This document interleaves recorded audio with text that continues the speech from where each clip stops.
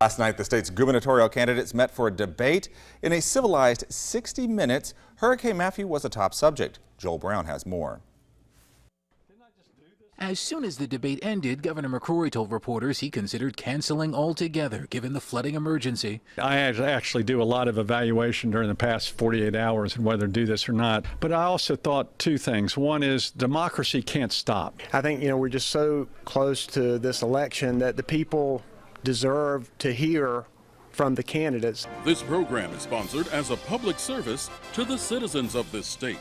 We should note that this debate is happening at a difficult time. And so the debate went on, but Matthew and its aftermath was a persistent theme. And this is a very difficult time for our state, giving Governor McCrory the chance to showcase himself as a crisis manager. This is not the first crisis I've had to deal with as governor. I've had to deal with many natural crises, but I've also had to deal with man-made crises. Our hearts and our thoughts and our prayers go out to the victims of flooding tonight. The Attorney General, whose office has spent the last 4 days warning residents about hurricane scams and investigating storm price gouging, went after the governor about money for storm victims, blasting McCrory for not vetoing Republican legislation that took money out of the state's disaster relief fund. He wanted money for lawyers for House Bill 2 and took $500,000 out of the disaster relief fund. Just did not tell the truth. We haven't spent $1 of the disaster relief money. We were approved to by the legislature, and I made a statement we will not spend any of that money. The governor could have vetoed this legislation